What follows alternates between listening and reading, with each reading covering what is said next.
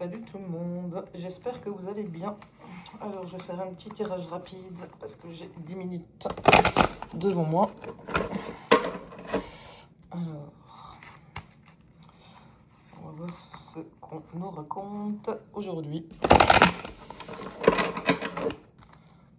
Voilà. Alors je prends l'oracle de l'alchimie lunaire.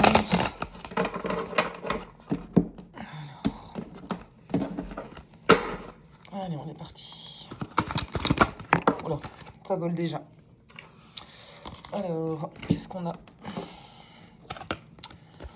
On a la pleine lune, compassion. Jupiter, le bienfaiteur. Ok.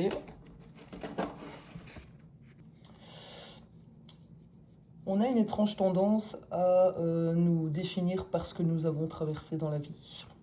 Ça peut être nos échecs, nos trahisons, nos blessures, nos combats. Comme si souffrir nous donnait une identité plus solide. Pourtant, il arrive à un moment où le passé n'a pas besoin d'être porté comme un poids, non pas parce qu'il disparaît, mais parce qu'il a déjà fait son travail. Une cicatrice n'exige pas que l'on revive sans cesse la blessure pour prouver qu'elle a existé. Et peut-être que l'abondance ne commence pas lorsque la vie nous donne davantage. Peut-être qu'elle commence le jour où l'on cesse de croire que l'on doit continuer à payer pour ce qui est déjà terminé. La compassion ne consiste pas seulement à pardonner aux autres, elle consiste aussi à arrêter d'être le gardien de ses propres chaînes, car il est bien difficile d'accueillir ce que la vie cherche à nous offrir lorsque nos deux mains sont encore occupées à tenir ce qui appartient déjà au passé. Alors, ensuite... Ah, la carte du serpent. Pardon. La carte du serpent, feu, illusion. On est souvent prêt à remettre en question nos habitudes. Ça peut être aussi les vêtements, le métier, mais très rarement nos certitudes. Alors pourquoi? Parce qu'une croyance, ce n'est pas seulement une idée, c'est aussi une partie de notre identité. Admettre qu'on s'est trompé peut donner l'impression de perdre quelque chose, alors que bien souvent c'est exactement l'inverse. En fait, ce ne sont pas nos erreurs qui nous enferment, mais ce sont plutôt les vérités auxquelles on s'accroche alors qu'elles ont déjà cessé d'être vraies. Évoluer ne consiste pas à accumuler toujours plus de connaissances, mais c'est parfois avoir le courage de jeter celles qui ne nous servent plus. Et après tout, un serpent ne grandit pas en ajoutant une nouvelle peau par-dessus l'ancienne. Il grandit parce qu'il accepte de l'abandonner. Ok, bon. On va voir où tout ça nous mène. Alors, qu'est-ce qu'on a? On a la carte du loup, terre, territoire.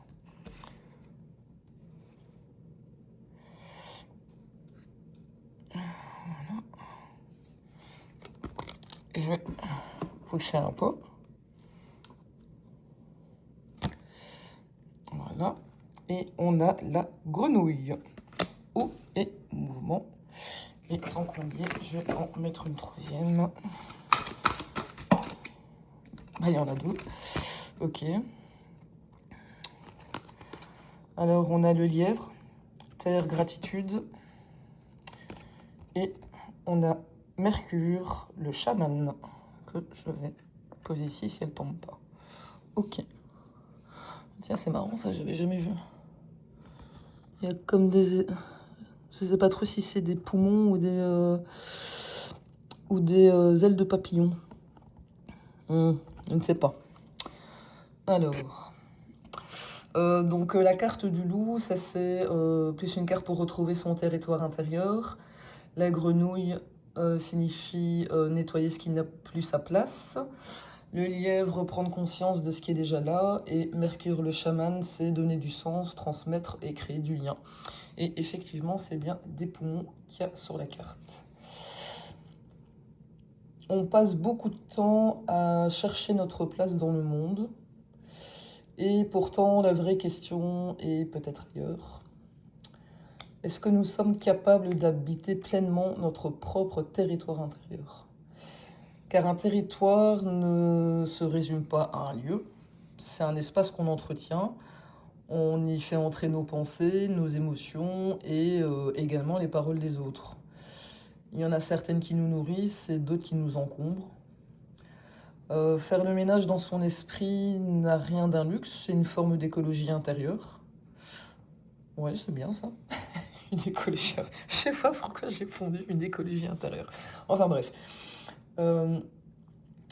Et quand cet espace retrouve un peu de clarté, y a quelque chose d'étonnant qui se produit. Nos paroles deviennent plus justes, nos décisions plus simples et nos relations plus sincères. Et peut-être que communiquer, ce n'est pas d'abord l'art de trouver les bons mots, mais peut-être est-ce la conséquence naturelle d'un esprit où le bruit a enfin laissé place au silence. Oh oh. Et j'ai envie de poser cette question, c'est qu'est-ce que vous avez laissé entrer dans votre territoire intérieur sans jamais vous demander si cela vous appartenait vraiment. On va développer. Je vais encore prendre quelques cartes et puis je prendrai le tarot. Alors, qu'est-ce qu'on a ?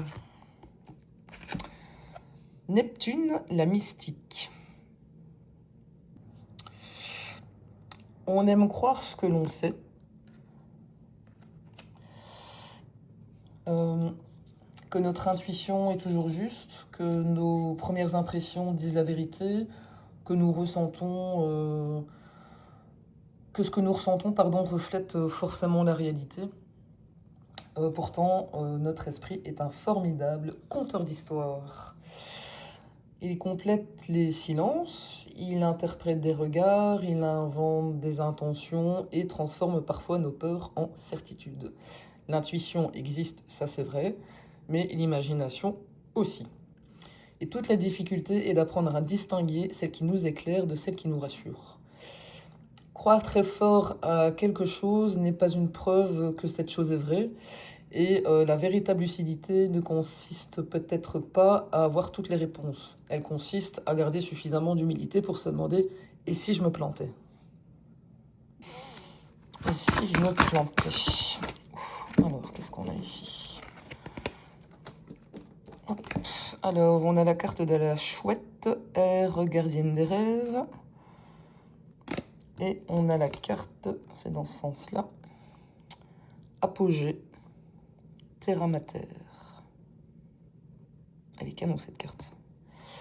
Ok. Alors, là je trouve que l'association elle est assez belle parce que ça casse un peu une idée reçue. C'est celle de plus on cherche à s'élever, plus on oublie parfois de s'ancrer. On passe beaucoup de temps à chercher des réponses dans les formations, dans les livres, les expériences, les symboles, les autres.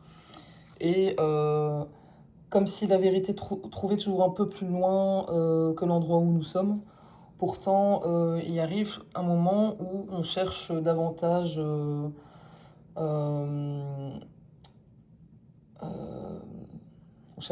ce qui nous fait avancer, je vais y arriver. Mais ça peut aussi nous éloigner simplement de l'essentiel. Voir clair ne signifie pas forcément regarder plus loin, ça peut aussi signifier parfois revenir aux fondations, à nos valeurs, à notre corps, à notre rythme, à ce qui résiste encore lorsque tout le reste disparaît. La plus grande erreur, c'est peut-être de croire que l'élévation consiste à quitter la Terre. Bon, pour les plus spirituels, vous allez peut-être comprendre. Et si elle consistait au contraire à y habiter pleinement. Les arbres qui touchent le ciel sont eux... Pardon, je vais y arriver. Les arbres qui touchent le ciel sont aussi ceux dont les racines plongent mais le plus profondément dans le sol. Et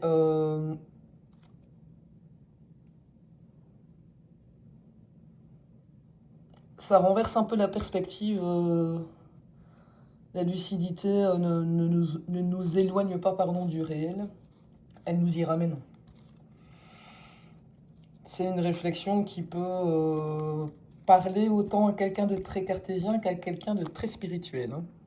Je vais encore tirer 2 cartes avec ce jeu-là. Donc en gros, le fil conducteur que moi je peux percevoir ici pour l'instant, c'est sortir des illusions, faire le tri, revenir à l'essentiel, distinguer intuition et projection, retrouver son territoire intérieur et s'ancrer avant de vouloir s'élever. Mais on va encore en faire 2. Bon, c'est très bizarre ce matin comme message, mais bon, bref. Ça parlera à qui ça parlera. Hein. Dernier quartier, ouvrir l'espace sauvage. Ok.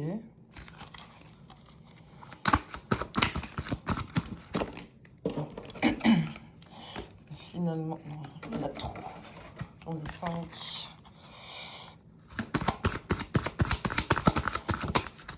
Hop. Ouf. L'aigle, air, exaltation. Ok. Et en 2 de paquet, on a la carte des ancêtres, le culte.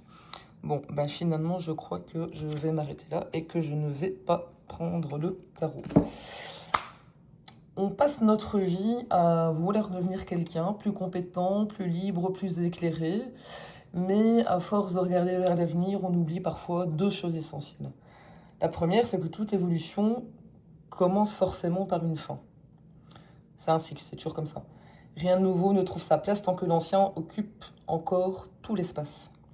La seconde, c'est qu'aucun être humain ne se construit à partir de rien.